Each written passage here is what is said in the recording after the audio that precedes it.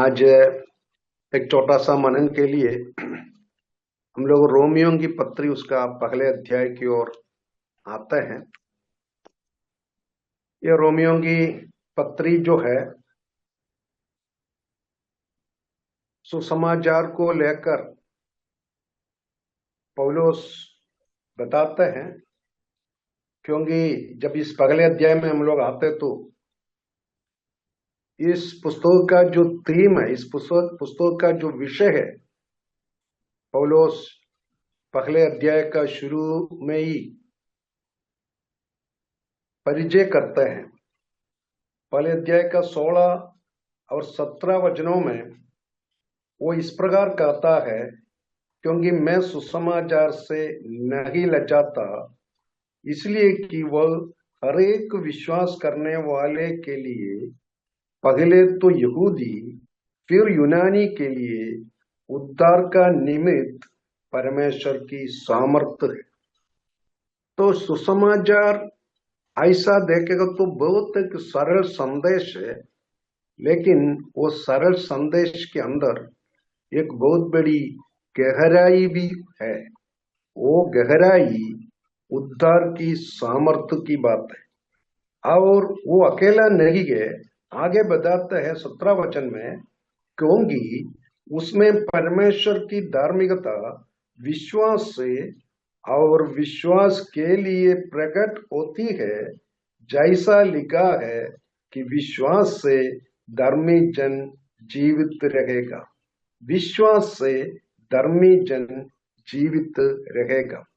तो एक व्यक्ति, एक पापी व्यक्ति परम पवित्र परमेश्वर की उपस्थिति में कैसे धर्मी होते हैं, कैसे परमेश्वर की धार्मिकता एक पापी के ऊपर किस प्रकार प्रकट होते हैं, ये जो सुसमाचार की अद्भुत गहराई को इस रोमी की पत्री में पौलुस सविस्तार से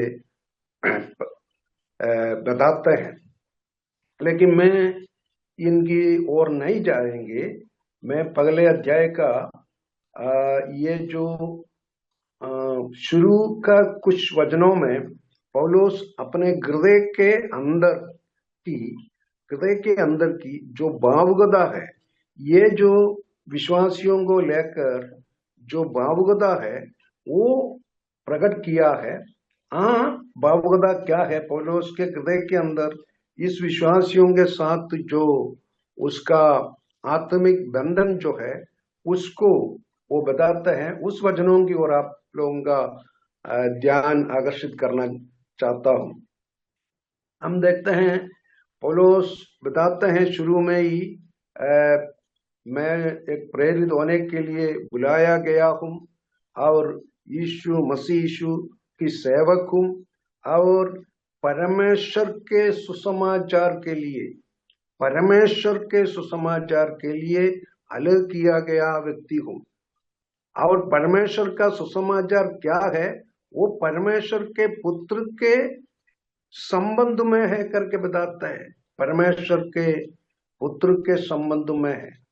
और उसके आगे वो बताते हैं कि वो ये जो पत्री जो लिखते हैं वो 7वां वचन में ऐसा बताता है, उन सबके नाम जो रोम में परमेश्वर के प्यारे हैं, परमेश्वर के प्यारे।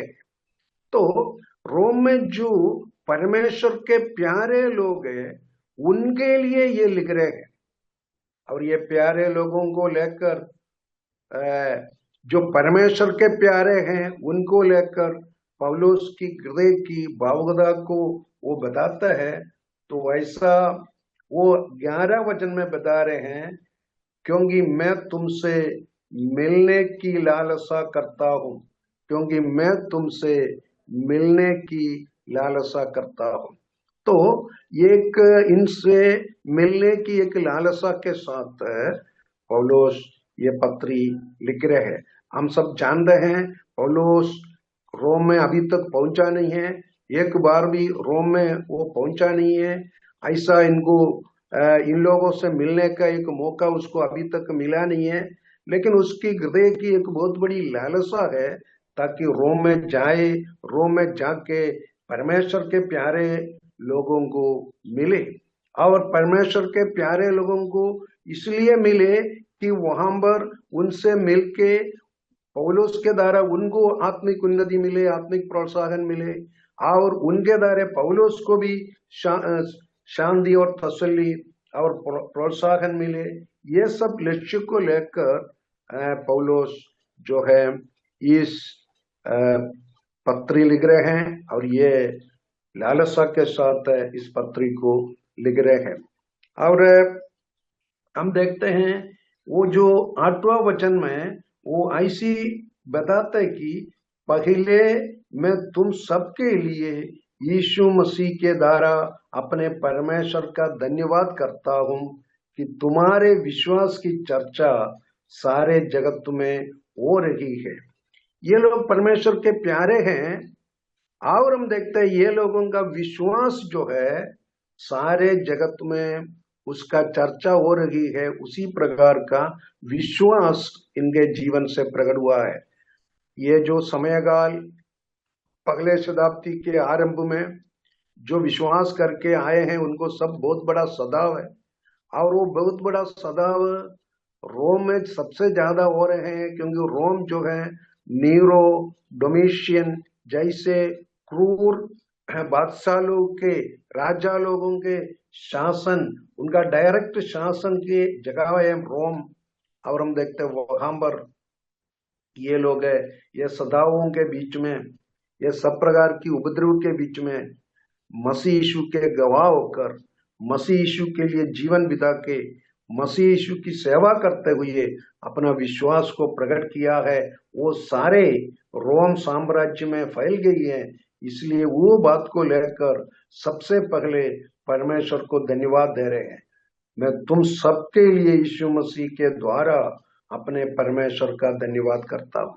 ये पौलुस के हृदय में हमेशा परमेश्वर के लोगों के बारे में वो जब भी कभी भी सोचेगा परमेश्वर को धन्यवाद देते हैं। हर एक पत्री जब हम लोग है पौलुस के द्वारा लिखा हुआ है, उसके आरंभ में आप देख सकते हैं वो हर एक मंडली के विश्वासियों के लिए परमेश्वर को धन्यवाद देते हैं। परमेश्वर के लोगों को लेकर परमेश्वर को धन्यवाद देने पौलुस का जीवन का एक विशेषता था। जब पौलुस के विरोध में खड़े हुए एक कलीसिया है जो कुरिन्थ के कलीसिया, उधर के लोगों के बारे में हम लोग जानते हैं, उसका प्रेरिताई के ऊपर सवाल खड़ा किया है, काफी परेशानी उसको हुआ है। लेकिन जब कुरिन्थ के विश्वासियों को लिखने के समय में भी वो विश्वासियों को लेकर परमेश्वर को धन्यवाद देता है। जब पहले कुरिन्थियों का पहले अध्याय में जब हम आते हैं, उसका 4 वचन में ऐसा वो लिखा है, मैं तुम्हारे विषय में अपने परमेश्वर का धन्यवाद सदा करता हूँ। मैं तुम्हारे विषय में परमेश्वर का धन्यवाद सदा करता हूँ, इसलिए कि परमेश्वर का ये अनुग्रह तुम पर मसीह यीशु में हुआ है। तो मसीह यीशु के द्वारा परमेश्वर के अनुग्रह तुम्हारे ऊपर हुआ है, तुम्हारा उद्धार हुआ है, और उद्धार में तुम लोग पक्का हुआ है। ये सब बातों को लेकर पौलुस जो है उनको लेकर परमेश्वर को धन्यवाद देते हैं। तो जो विरोध में है वो लोग आत्मिक नहीं है, वो लोग शारीरिक है, बच्चे हैं, झगड़ालू है ये, लेकिन परमेश्वर को उनके ऊपर परमेश्वर का जो अनुग्रह हुआ है उसको लेकर धन्यवाद देता है। लेकिन एक पत्री में परमेश्वर जो है पौलुस जो है परमेश्वर को धन्यवाद नहीं देता है, वो गलतियों की पत्री है। यदि हम गलतियों की पत्री में जाएगा तो वहां पर ऐसा शुरू के समय में किधर भी वो विश्वासियों को लेकर परमेश्वर का धन्यवाद नहीं करते हैं। उसका भी कारण है, आगे हम बढ़ेगा तो वो लोग उससे बोलते हैं, तुम लोगों के लिए मैंने जो परिश्रम किया है वो मेरे को लगता है व्यर्थ हो गया है। मैं डरता हूँ वो परिश्रम पूर्ण रूप से व्यर्थ हो गया है। काफी साल वो जगह पर गलातियों की जो कलीसियाओं के बीच में जाकर सेवा किया, अभी उसको ऐसा लग रहा है कि वो व्यर्थ हो गया। कारण क्या है बताते, तुम लोग मसीह से अलग हो गया है। तुम लोग अनुग्रह से गिर गया है, क्योंकि तुम लोग जो है व्यवस्था के कर्मों के द्वारा धर्मी ठहराना चाहते हैं। व्यवस्था के कर्मों के द्वारा धर्मी ठहराना चाहता है, इसलिए तुम लोग मसीह से अलग हो गया है और परमेश्वर के अनुग्रह से गिर गया है। इसलिए वो एक गलत उपदेश के पीछे गया और हम देखते हैं मसीह से अलग हो गया। तभी हम देखते हैं वो उसको लेकर धन्यवाद करने के लिए कोई चारा नहीं है, ऐसी बात भी हम देखते हैं। और जब हम रोमियो के पहले अध्याय का जो 8वां वचन में ऐसा पढ़ते हैं, पहले मैं तुम सबके लिए यीशु मसीह के द्वारा अपने परमेश्वर का धन्यवाद करता हूं कि तुम्हारे विश्वास की चर्चा सारे जगत में हो रही है। और 9वां वचन में परमेश्वर जिसकी सेवा मैं अपनी आत्मा से उसके पुत्र के सुसमाचार के विषय में करता हूं। अभी उसकी सेवा को लेकर वो बताते हैं, परमेश्वर जिसकी सेवा मैं करता हूं। तो ये सेवा जो है सुसमाचार को लेकर करने वाला सेवा है। तो परमेश्वर की सेवा सुसमाचार को लेकर जो करता है वो सेवा।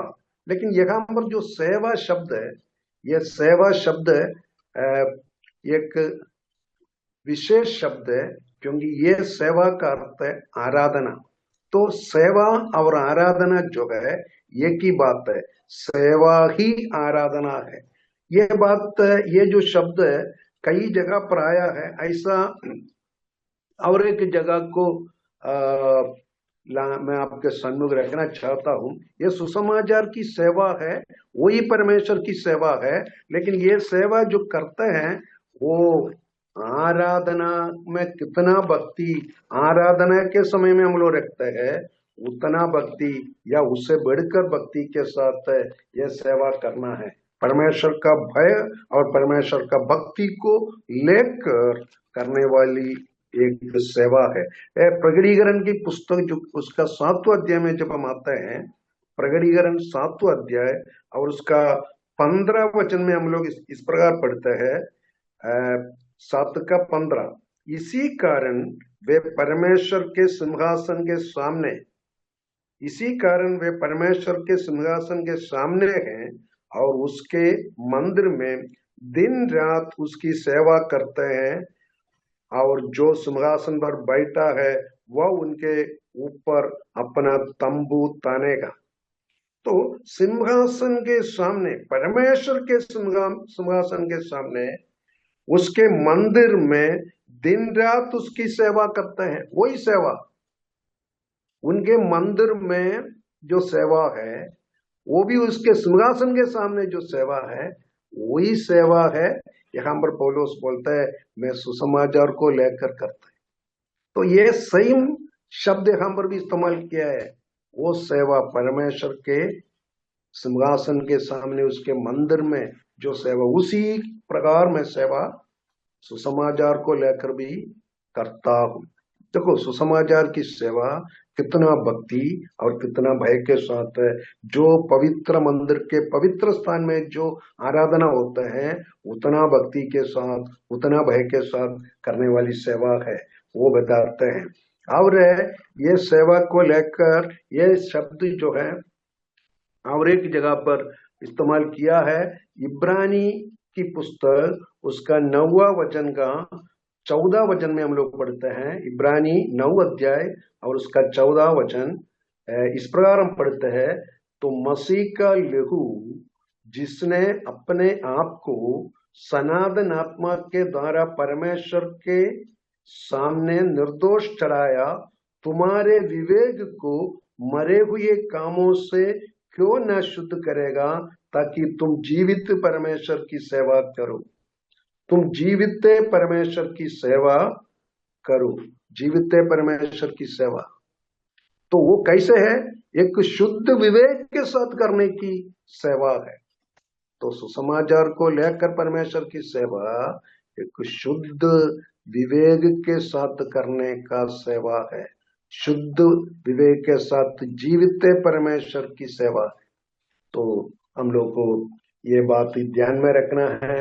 और वो बताते हैं कि जो है मैं अपनी आत्मा से मैं अपनी आत्मा से, क्योंकि उसका आत्मा और पवित्र पवित्र आत्मा तन मन मिलाकर ये सेवा करते हैं।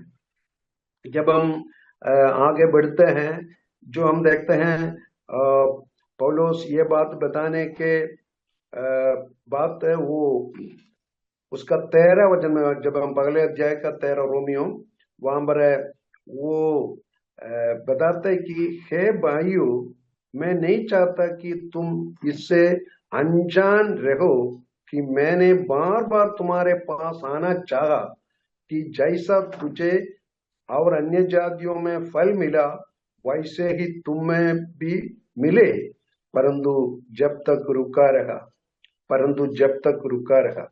पौलुस ने प्लान किया था कोई भी हाल में ये जो रोम में आना है, उनसे मिलना है और उधर भी प्रभु के नाम में उस फल मिले। तो वो जो आग्रह है, वो जो एक पद्धति, एक योजना उसने बनाया, और हम देखते हैं उसके लिए वो बहुत चाहा भी है, लेकिन अब तक हम देखते हैं रुका रुका रहा है।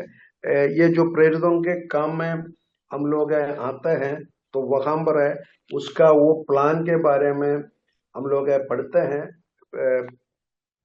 प्रेषिताचे कार्य उसका 19वां अध्याय और उसका 21वां वचन में हम पढ़ते हैं, जब ये बातें हो चुकी तो ठाना पौलुस ने आत्मा में ठाना कि मकदूनिया और अगाया से होकर यरूशलेम को जाऊं, और कहा कि वहां जाने के बाद मुझे रोमा को भी देखना आवश्यक है। मुझे रोमा को भी देखना आवश्यक है।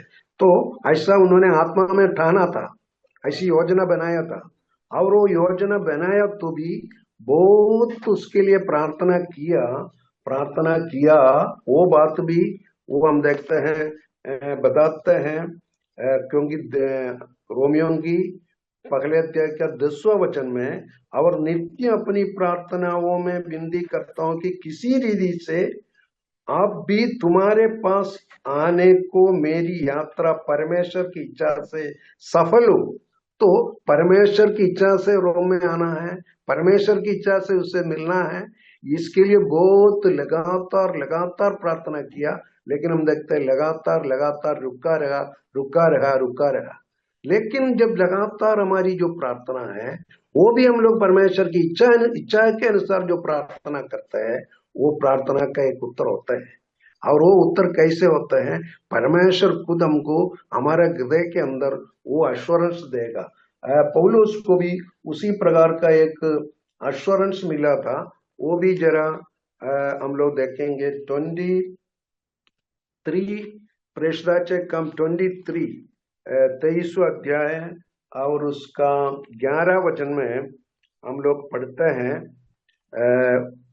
उसी रात प्रभु ने उसके पास आंख खड़े होकर कहा, हे पौलुस ठाड़स बांध, हे पौलुस ठाड़स बांध, क्योंकि जैसी तूने यरूशलेम में मेरी गवाही दी वैसा ही तुझे रोम में भी गवाही देनी होगी।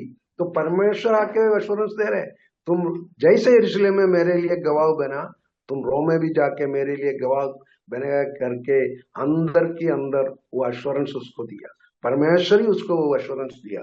तो लगातार जो प्रार्थना है, वो प्रार्थना का हम देखते हैं एश्योरेंस जो है परमेश्वर उसके जीवन में देते हैं। तभी हम देखते हैं जो प्रार्थना है वो लगातार प्रार्थना करते हैं। और है पौलुस बोलते मैं लगातार प्रार्थना करते, लगातार तो प्रचार नहीं कर सकते, लगातार तो दूसरा ऐसा कोई सेवा नहीं कर सकते, लेकिन प्रार्थना की जो सेवा है वो लगातार कर सकते हैं। और पौलुस जो है उन लोगों को प्रार्थना में स्मरण कर रहे हैं, जो है लगातार तुमको मैं स्मरण करता हूँ, ऐसा बता 9वां वचन में, मैं तुम्हें किस प्रकार लगातार स्मरण करता रहता हूँ। तो पौलुस जो है मैं तुम लोगों को प्रार्थना में स्मरण करता है, वो उसके लिए परमेश्वर ही मेरा गवाह है। मैं ऐसा तुम्हारे लिए लगातार प्रार्थना में स्मरण करता है। एक बहुत बड़ी सेवा है हमारे प्रिय लोगों को प्रार्थना में स्मरण करना। पौलुस से रोमियो की पत्री में 26 लोगों का नाम लिखता है जो रोम में रहने वाला, जो परमेश्वर का प्यारे हैं। ऐसा 26 लोगों का नाम 16 अध्याय में बताया है। उतने लोगों को, वो एक मंडली है, नहीं तो एक जगह के लोग हैं, उनके लिए उनका नाम लेकर पौलुस प्रार्थनाओं में स्मरण करता है। तो एक बहुत बड़ी सेवा लगातार हम कर सकते हैं। तो हम देखते हैं पौलुस हर प्रकार से हमारे लिए नमूना है, वो प्रार्थना में भी हमारे लिए नमूना है। जीवित परमेश्वर की सेवा जो है एक आराधना जैसे, सुसमाचार की सेवा एक आराधना जैसे परमेश्वर का भय और भक्ति के साथ है, एक शुद्ध विवेक के साथ है, वो करते हैं ताकि उसको बहुत फल मिले और परमेश्वर की महिमा हो जाए।